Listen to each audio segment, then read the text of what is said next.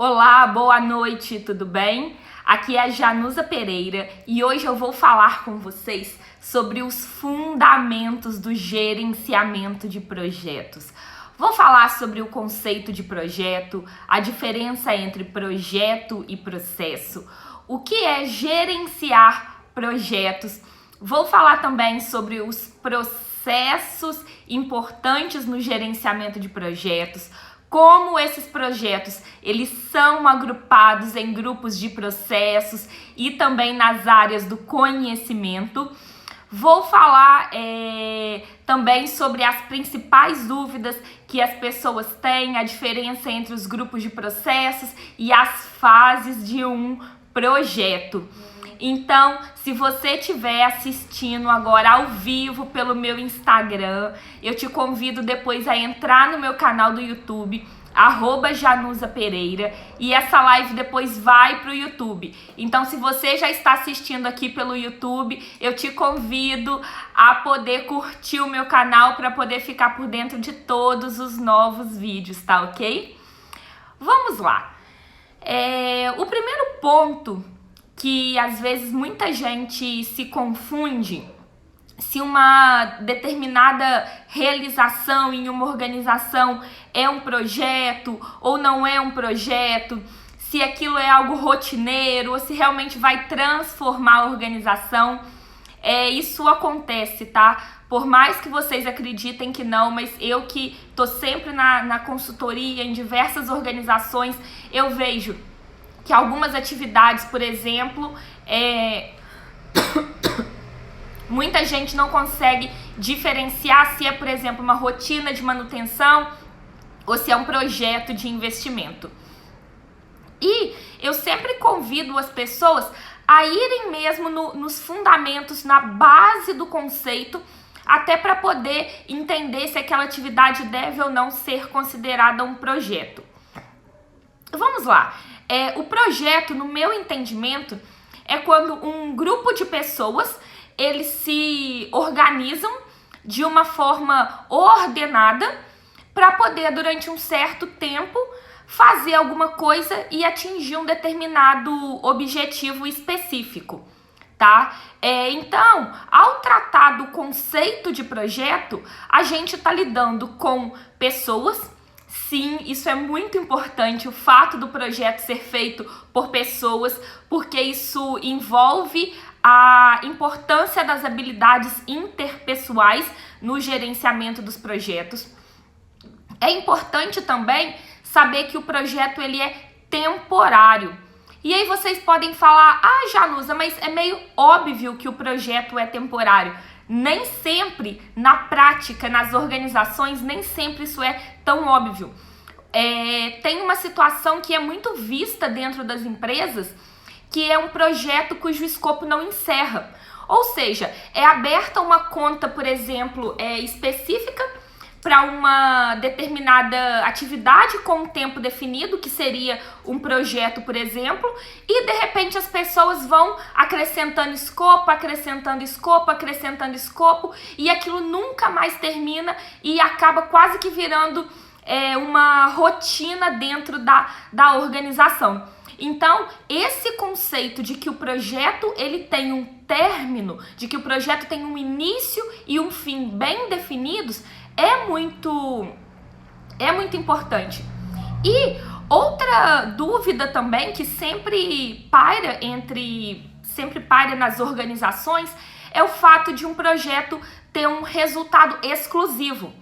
Na teoria, você falar o conceito de projeto, como esse conceito meu que eu comentei, ou o próprio conceito que é o mundialmente mais reconhecido aí, que é o conceito do PMI, de que o projeto é um esforço temporário empreendido para gerar um produto, serviço ou resultado exclusivo. Falar o conceito é muito simples, mas quando você se depara, por exemplo, com uma organização que tem um objetivo de restaurar a vida útil de um de seus equipamentos, por exemplo, sempre paira a dúvida dentre as pessoas, poxa, mas se eu vou restaurar a vida útil, eu estou reestabelecendo algo que já existia. Então, isso não é assim, não é único. Outras pessoas já entendem que como está sendo feito um investimento e está sendo feito uma melhoria que não havia sido feito antes, que aquilo sim é único, é exclusivo. Então, o que eu estou chamando atenção aqui para vocês? Que além de entender o conceito de um projeto, você compreender como esse conceito vai ser aplicado na prática, o que realmente é único, o que realmente é exclusivo, o que é um tempo definido. Será que uma demanda por solicitação de escopo realmente deveria ser uma mudança de escopo naquele projeto? Ou será que essa solicitação de escopo deveria ser considerada um outro projeto? Então, saber o que é um projeto vai muito além de você conhecer a teoria. Você saber o que é um projeto tem a ver com você conseguir questionar na prática o quanto que aquela atividade que está sendo chamada de projeto está ou não aderente a esse conceito básico. E, gente, eu posso garantir para vocês que fazer essas perguntas simples, às vezes, para a equipe, mas isso é realmente único? Será que isso já não havia antes? Isso, às vezes, leva as pessoas a refletirem se aquilo é realmente um projeto ou se aquilo não seria alguma atividade rotineira, por exemplo. Tá? Eu não sei se eu tô vendo todas as perguntas, mas tem aqui: o projeto pode englobar o planejamento de manutenção de uma máquina, por exemplo? O planejamento de manutenção, ele pode ser sim considerado um projeto. Exemplo, uma coisa é aquela manutenção que ela é sempre feita da mesma forma todos os dias. Isso, no meu entendimento, na maioria das vezes, é considerado como uma rotina, tá? Agora, se for necessário realizar alguma coisa pela primeira vez ou a primeira vez que um planejamento de uma rotina é realizada, eu entendo como sendo um projeto, ok? Mas eu não consigo explicar aqui como regra todas as situações. Isso é a minha visão de uma forma geral. As paradas de manutenção de rotina que tem um checklist que é sempre feito igual, normalmente eu não entendo como um projeto, eu entendo como rotina mesmo. Agora, o planejamento disso pela primeira vez, eu costumo entender como esse primeiro planejamento como sendo um projeto, a elaboração dessas atividades que depois serão a rotina. Agora, é muito comum a realização de grandes paradas de manutenção, que não é aquela manutenção rotineira.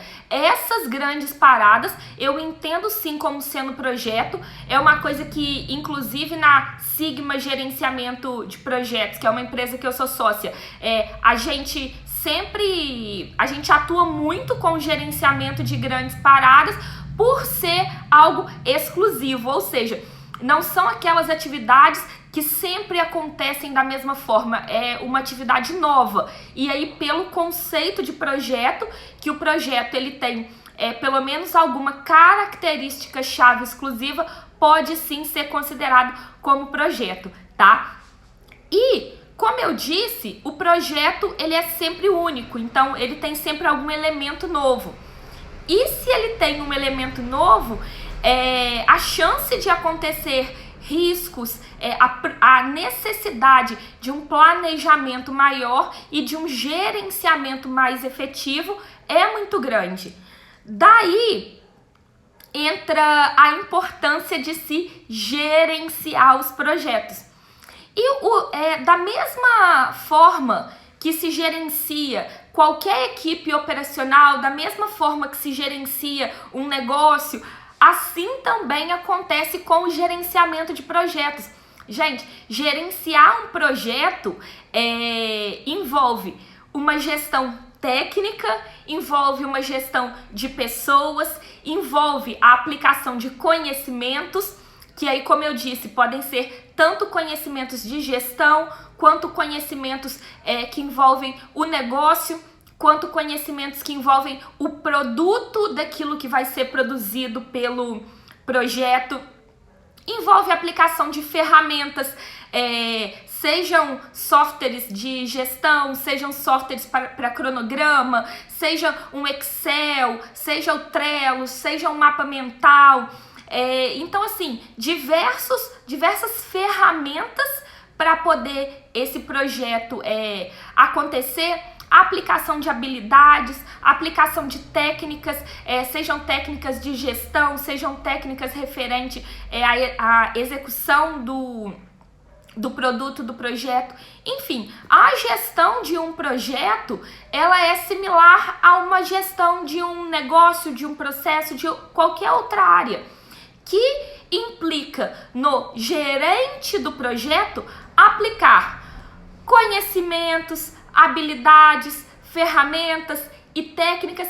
Para quê? Para que o produto do projeto ele seja entregue conforme o objetivo daquele projeto, tá?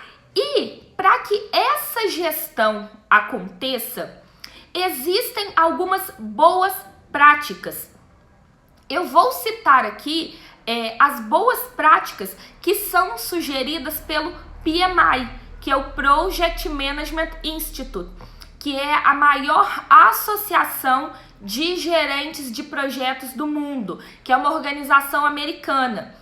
E o PMI, ele sugere 49 processos que são aplicáveis à maioria dos projetos na maioria das vezes. Ou seja, foi realizado um estudo e a maioria dos projetos, se forem utilizados esses processos para realizar a gestão dos projetos, há uma maior probabilidade desses projetos darem certo.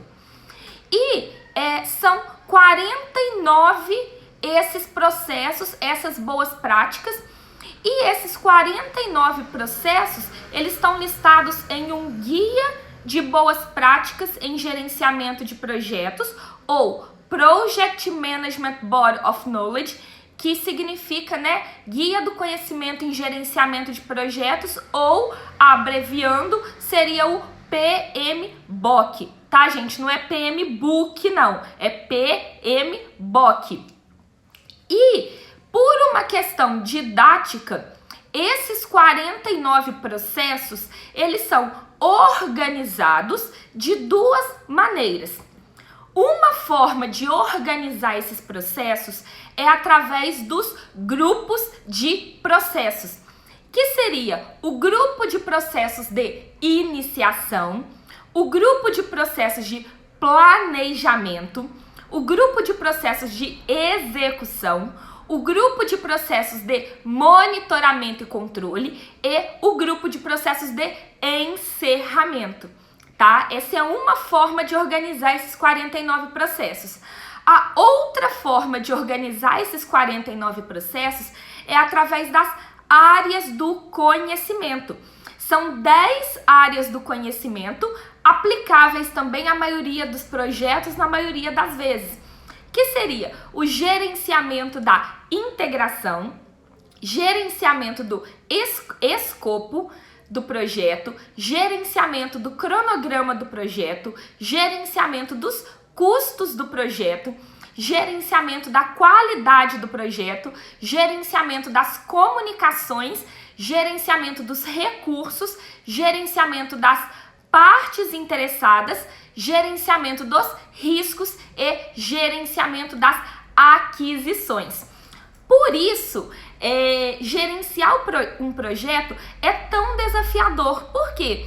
O gerente do projeto, ele precisa entender sobre escopo, ou seja, qual o trabalho que precisa ser feito para que o projeto seja entregue, para que o produto do projeto seja entregue.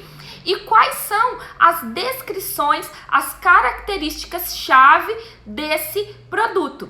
E a gestão do escopo, ela garante que seja realizado todo o trabalho necessário, mas apenas o trabalho necessário.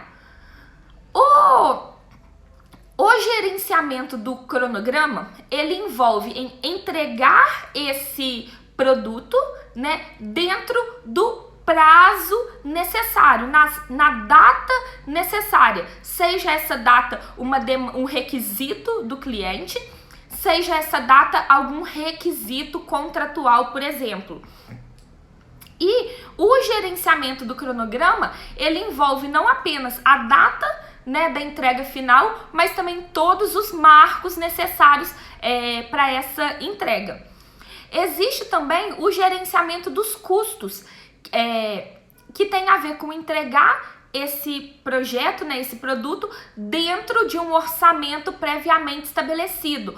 Por quê? A gente sabe que a grande maioria das organizações, elas precisam justificar financeiramente os seus negócios, e para isso, o projeto ele tem que estar dentro de um determinado valor que justifique, por exemplo, um VPL do projeto, um payback, TIR e diversas outras taxas financeiras, que eu até falei um pouquinho na live da semana passada sobre gerenciamento de portfólio, falei sobre a importância desses critérios, juntamente com outros, na priorização dos projetos. E além desses 3 itens, né, do gerenciamento do escopo, dos custos e do cronograma, que referem-se às principais linhas de base do projeto, é importante também que esse produto seja entregue dentro de uma qualidade esperada pelo cliente, que estejam disponibilizados os recursos necessários para que esse produto ele seja desenvolvido, que as comunicações com as partes interessadas aconteça de uma forma efetiva, até porque eu já comentei também em outras, acho que na live das soft skills, que as falhas em comunicação são geralmente as principais causas das falhas nos projetos. É importante que as aquisições, ou seja, as compras, sejam gerenciadas para que todos os recursos que devem ser, os recursos e serviços que precisam ser adquiridos, eles sejam adquiridos conforme o custo do projeto, o escopo e o cronograma. E é de suma importância que o gerente do projeto, ele garanta que todas essas áreas estejam trabalhando de uma forma coesa, tá? Porque todas as áreas, elas estão interrelacionadas. Não adianta fazer uma mudança no escopo sem esperar que isso vai gerar talvez uma mudança nos riscos, ou nos custos, ou nos prazos. Então, é de suma importância gerenciar tudo de forma integrada. E um parênteses que eu abro para vocês, que de todas, várias dessas áreas de conhecimento, o gerente do projeto pode até delegar para algum especialista. É muito comum, por exemplo, que haja um especialista em cronograma na equipe do projeto, um especialista às vezes no MS Project, por exemplo, ou no Primavera, que é outro software de gestão de cronograma, mas o gerenciamento da integração, sob nenhuma hipótese, o gerente de projetos pode delegar. Voltando um pouquinho sobre o que eu comentei da diferença, né, que muita gente tem dúvida às vezes se alguma atividade ela é considerada projeto ou se ela seria uma rotina. Uma dica que eu sempre dou pro pessoal porque todo mundo sabe o conceito. O projeto ele tem um término, ele é temporário e o processo ele é contínuo.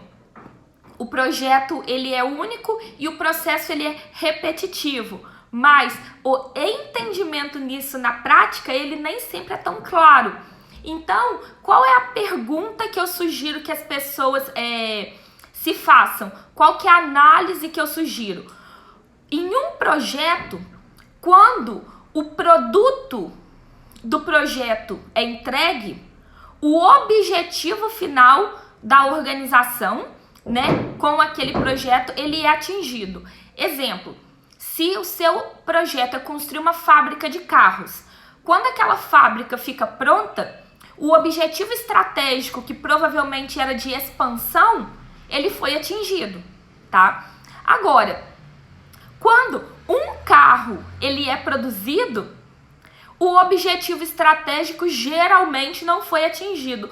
Por quê? Geralmente o objetivo estratégico não é a produção de um único carro, mas o objetivo estratégico seria a produção de X mil carros ou de atingir um percentual Y do mercado, por exemplo. Então, geralmente os produtos, eles que são voltados à rotina, eles são produzidos de uma forma repetitiva. E os produtos voltados que são consequências de projetos, eles são normalmente realizados uma única vez. Caso eles sejam repetidos, no mínimo, alguma característica-chave ela é alterada. Exemplo, existem alguns padrões de prédios imobiliários, por exemplo, que você vê vários prédios muito similares sendo construídos. Aí muita gente me questiona, ô Januza, então essa construção de prédios em série eu não poderia considerar como uma rotina?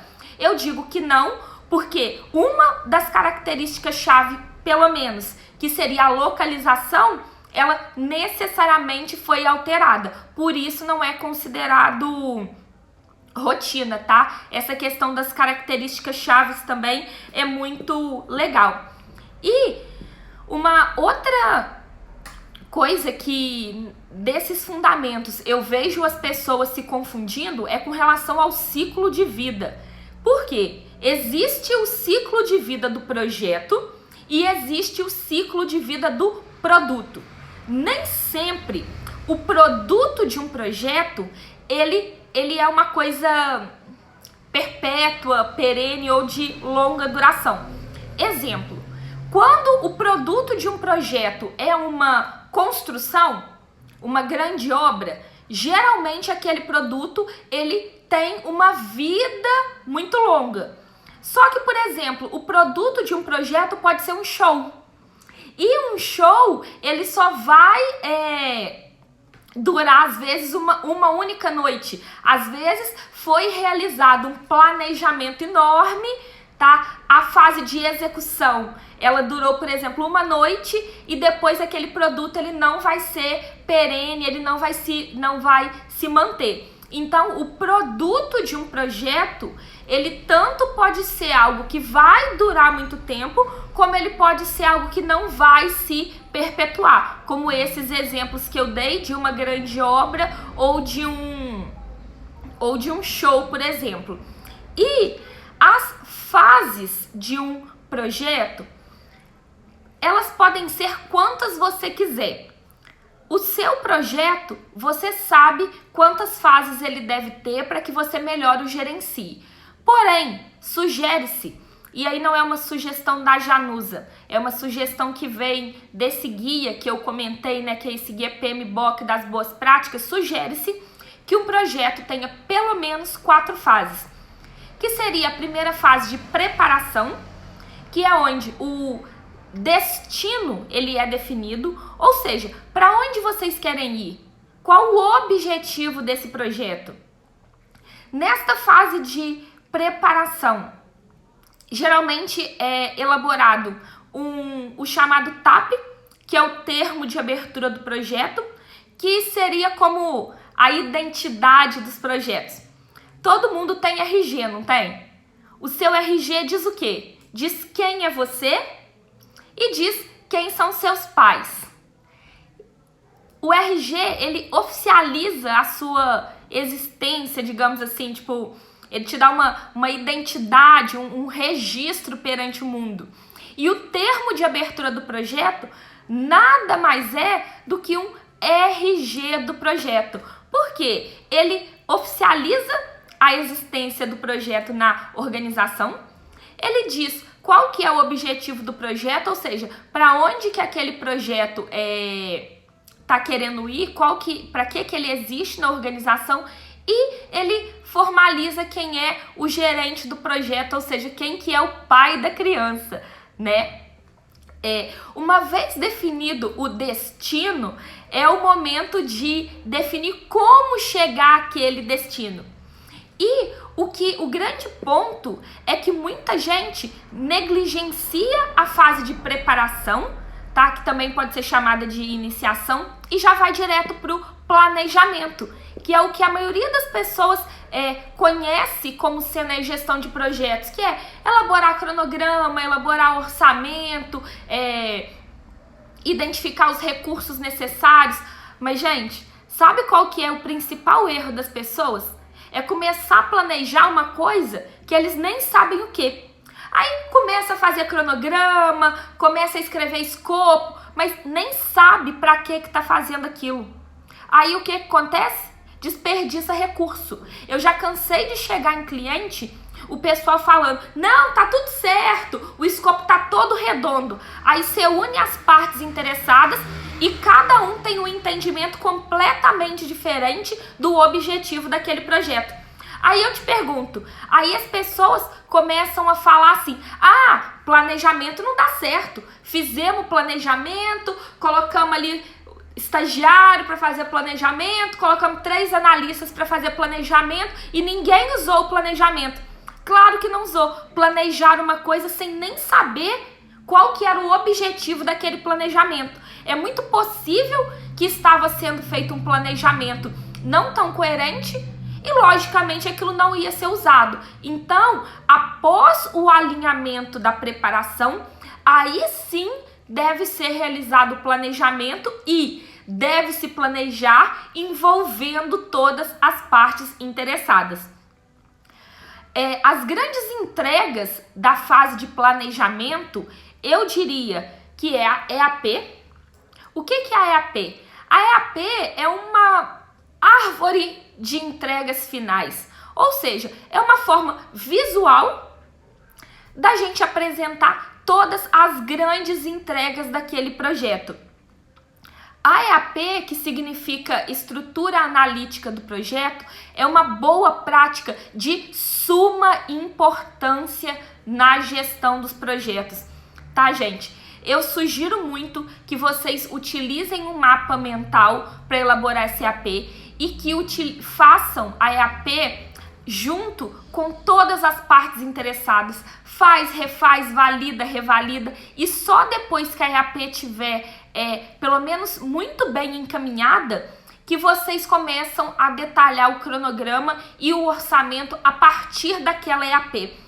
Lógico que não é uma atividade sequencial. Após esse detalhamento do cronograma, do orçamento, é possível que surjam outras atividades e que tenha que se voltar na EAP para poder completá-la. Mas segue esse passo a passo que na maioria das vezes dá assim muito certo, tá?